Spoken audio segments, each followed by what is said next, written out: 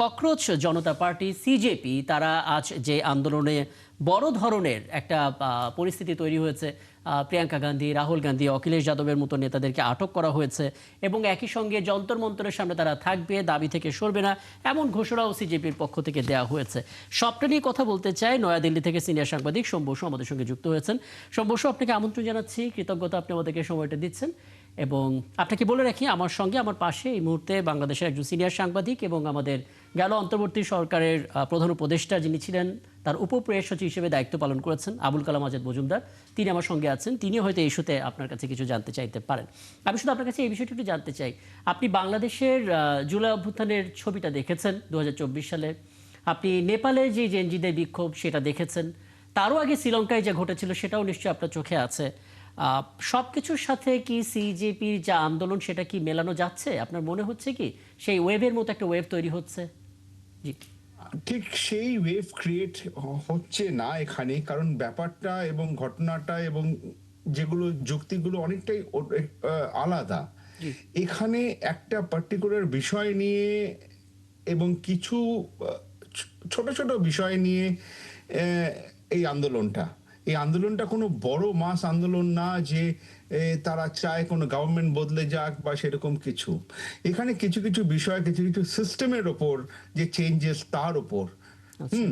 তো দেখতে গেলে যেরকম এডুকেশন সিস্টেম একটা বড় part of the state craft, সেই এডুকেশন সিস্টেম মের একটা লিকেজ, যার থেকে কিছু সুইসাইডসও হয়েছে। জি, এবং সেই ভিত্তিতে যে ছোট ছোট কিছু চেঞ্জেস আনা দরকার, কিছু বদলানো দরকার, তাতে যদি কোনো একটা মন্ত্রীকে সরানো হয় এবং কিছু যারা সুইসাইড করেছে তাদের ফ্যামিলিদের 1 কোটি টাকা করে দেওয়ার কথা, এবং ছোট ছোট চেঞ্জেস এডুকেশন সিস্টেমে, পরীক্ষার ব্যাপারে কি করে লিক হচ্ছে সেই জিনিসগুলোর সাথে এটা লিঙ্কড।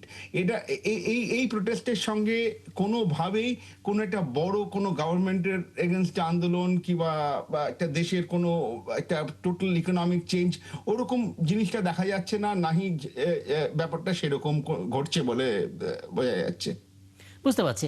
সেই হিসেবে শম্ভুসু কয়েকটা তথ্য আপনাকে জানিয়ে রেখে আমরা দেখছিলাম এখানে আন্তর্জাতিক গণমাধ্যমগুলো, বিশেষ করে ভারতের প্রমিনেন্ট গণমাধ্যমগুলো ছবির মধ্যে দেখছিলাম, আমরা এনডিটিভি রিপোর্টগুলো দেখছিলাম, কিছুটা জায়গায় আমরা রিপাবলিক টিভি হিন্দি যেটা আছে, ইংরেজি ভার্সন যেটা, সেটাও আমরা দেখছিলাম। তো সেখানে আমরা দেখতে পেলাম প্রধানমন্ত্রী নরেন্দ্র মোদী, স্বরাষ্ট্রমন্ত্রী অমিত শাহ এবং একই সঙ্গে শিক্ষামন্ত্রী ধর্মেন্দ্র প্রধানের পদত্যাগের দাবি করা হয়েছে, প্লে কার্ড উঁচু করা হয়েছে, স্লোগান দেওয়া হচ্ছে।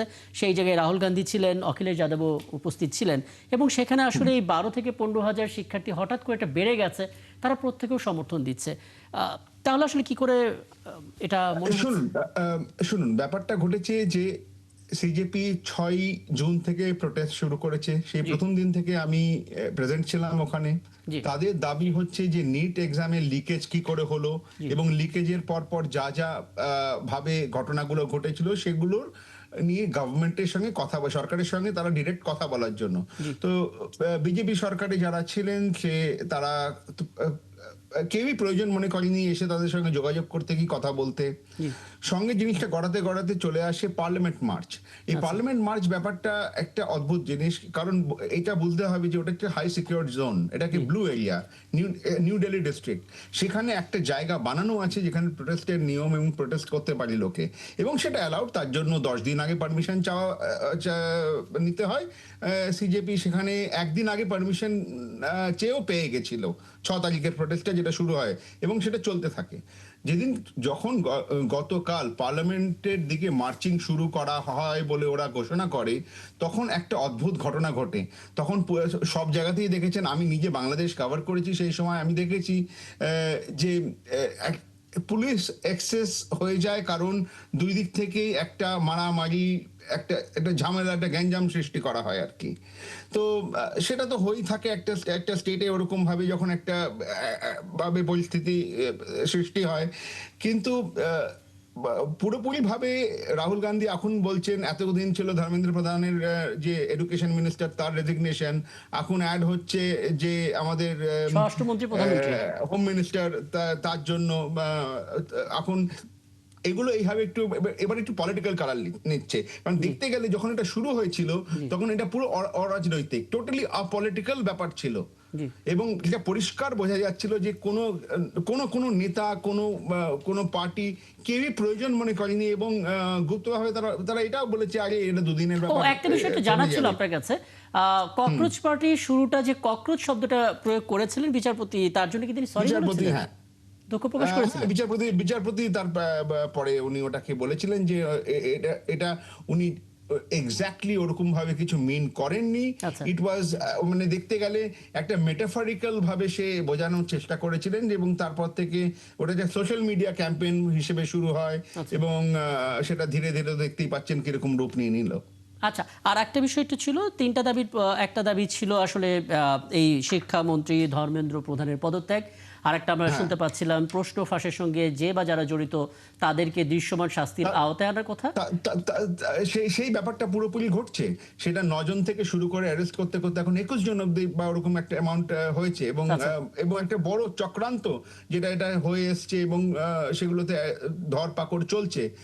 সেখানে কোনো জায়গায় এখনো ল্যাপস হয়েছে বলে তো নাহি সিজেপি বলছে বা কোনো অপোজিশন পার্টিও আচ্ছা, এরকম কিছু আরেকটা বলছে। বিষয় হচ্ছে 15, 17, 21 কিংবা 23 এরকম বিভিন্ন সংখ্যা শোনা যাচ্ছে যারা আসলে সুইসাইড করেছিলেন, আত্মহত্যা করেছিলেন, এবং যারা আত্মহত্যা করেছিলেন তাদের প্রত্যেককে 1 কোটি টাকা ক্ষতিপূরণের কথা বলা হচ্ছে। ক্ষতিপূরণের কথা যেটা বলা হচ্ছে সেটা হয়তো সেটা কথা চলছে, দেখা যাক সেটা। দেখুন, যদি যদি আমি একটা সংখ্যা ধরি 20 জন, জি। 20 কোটি একটা ভারত সরকারের কাছে খুব বড় অ্যামাউন্ট তো নয়। হুম। কিন্তু এখন এটা নিয়ে বিবেচনা করে দেখছে, দেখা যাক, একটু সময় দিন, কাল পরশু অবধি হয়তো এই জায়গাটাতে একটা কোনো রিল্যাক্সেশন আসবে। সেই সময় কি সিজেপি দিচ্ছে? হ্যাঁ, সেইটুকু সময় দিচ্ছে তারা। তারা অবশ্যই বলেছে যে এখনো আমরা জানিয়েছি, কারণ দেখুন গতকাল ওরা দেখে কালকে দুবার দেখা করেছে সিজেপির প্রতিনিধিরা, জি। এবং প্রথমবার তারা খালি হাতে গেছিল। তো তাদেরকে বলা হয় যে আপনাদের ডিমান্ডগুলো নিয়ে ফেরত আসুন। তো তারা আবার বিকেলবেলা 3টে ডিমান্ড নিয়ে ফেরত আসে, প্রিন্ট আউট সেগুলো দেওয়া হয়, এবং এখন গভর্নমেন্ট বিবেচনা করে দেখছে, এবং ইভেন এনডিএ সরকার মানে বিজেপি মানে সরকার বলেছে পার্লামেন্টে জিনিসটাকে নিয়ে ডিবেটের একটা আহ্বান জানিয়েছে। এখন ডিবেটের কথা বলা হয়েছে, তাতে একটু আগে দেখবেন আধা ঘন্টা আগে রাহুল গান্ধী একটি টুইট করেছে যেখানে বলেছে যে ডিবেটের কথা যখন বলা হয়েছে তখন স্পিকার বলেছে ঠিক আছে আমি মানে ট্রেজারি ব্রাঞ্চ যাকে বলা হয়, মানে যারা মেন মানে প্রধানমন্ত্রী, গৃহমন্ত্রী, পররাষ্ট্রমন্ত্রী, তারা বসে তাদের থেকে পারমিশন নিয়ে আমি গেট ব্যাক করব। তো ব্যাপারটা কালকে সকালেই জানা যাবে যে কতখানি ভাবে তারা জি, সকালের জন্য আমরা অপেক্ষা করি। তবে দর্শকদের বলে রাখা প্রয়োজন, ডিবেট করার জন্য। হ্যাঁ, রাহুল গান্ধী, প্রিয়াঙ্কা গান্ধী এবং অখিলেশ যাদব যাদেরকে আটক করা হয়েছিল তাদেরকে বোধহয় ছেড়েও দেওয়া হয়েছে। তারা রিলিজড হয়ে গেছে, তারা পৌঁছেও গেছে ফেরত।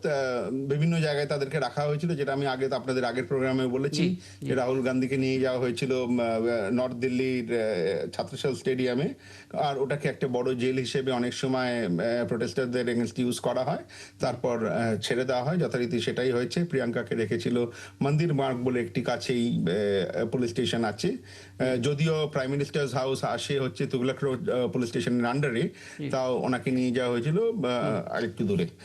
তো ছাড়া হয়ে গেছে, এখন তারাও ফেরত এসে গেছেন।